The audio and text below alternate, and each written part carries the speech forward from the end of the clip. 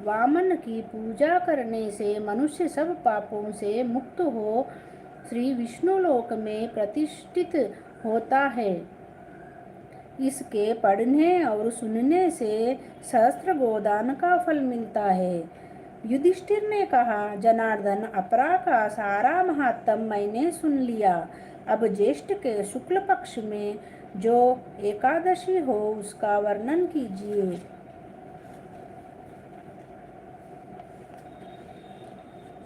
भगवान श्री कृष्ण बोले, राजन, इसका वर्णन परम धर्मात्मा सत्यवती नंदन व्यास जी करेंगे, क्योंकि ये संपूर्ण शास्त्रों के तत्वज्ञ और वेद वेदांगों के पारंगत विद्वान है। तब वेदव्यास जी ने कहने लगे, दोनों ही पक्षों की एकादशियों को भोजन न करे। द्वादशी को स्नान आदि से पवित्र हो फूलों से भगवान केशव की पूजा करके नित्य कर्म समाप्त होने के पश्चात पहले ब्राह्मणों को भोजन देकर अंत में स्वयं भोजन करे। राजन, जनना शौच और मरना शौच में भी एकादशी को भोजन नहीं करना चाहिए। यह सुनकर भीमसेन बोले, परम बुद्धिमान पितामह, मेरी उत्तम बात सुनिए।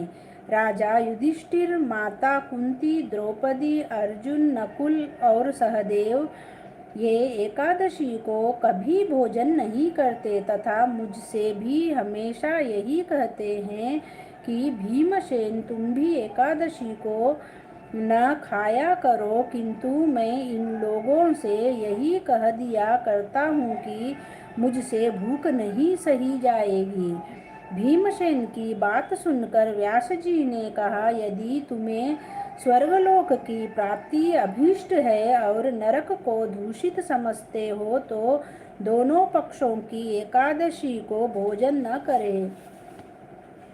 भीमसेन बोले, महाबुद्धिमान पितामह, मैं आपके सामने सच्ची बात कहता हूँ। एक बार भोजन करके भी मुझसे व्रत नहीं किया जा सकता, फिर उपवास करके तो मैं रह ही कैसे सकता हूँ।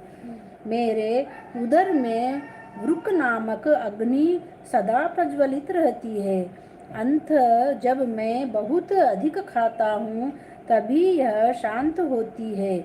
इसलिए महामुने, मैं वर्ष भर में केवल एक ही उपवास कर सकता हूँ, जिससे स्वर्ग की प्राप्ति सुलभ हो तथा जिसके करने से मैं कल्याण का भागी हो सकूं।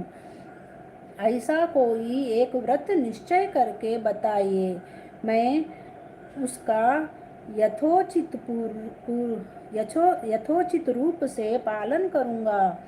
व्यास जी ने कहा, भीम, ज्येष्ठ मास में सूर्य वृष राशि पर हो या मिथुन राशि पर, शुक्ल पक्ष में जो एकादशी हो उसका यत्नपूर्वक निर्जला व्रत करो। केवल कुल्ला या आचमन करने के लिए मुख में जल डाल सकते हो। उसको छोड़कर और किसी प्रकार का जल विद्वान पुरुष मुख में न डाले, अन्यथा व्रत भंग हो जाता है। एकादशी को सूर्योदय से लेकर दूसरे दिन के सूर्योदय तक मनुष्य जल का त्याग करे तो यह व्रत पूर्ण होता है। तदनंतर द्वादशी को निर्मल प्रभात काल में स्नान करके ब्राह्मणों को विधि पूर्वक जल और सुवर्ण का दान करे। इस प्रकार सब कार्य पूरा करके जितेंद्रिय पुरुष ब्राह्मणों के साथ भोजन करे। वर्ष भर में जितनी एकादशियां होती है उन सब का फल निर्जला एकादशी के सेवन से मनुष्य प्राप्त कर लेता है, इसमें तनिक भी संदेह नहीं है।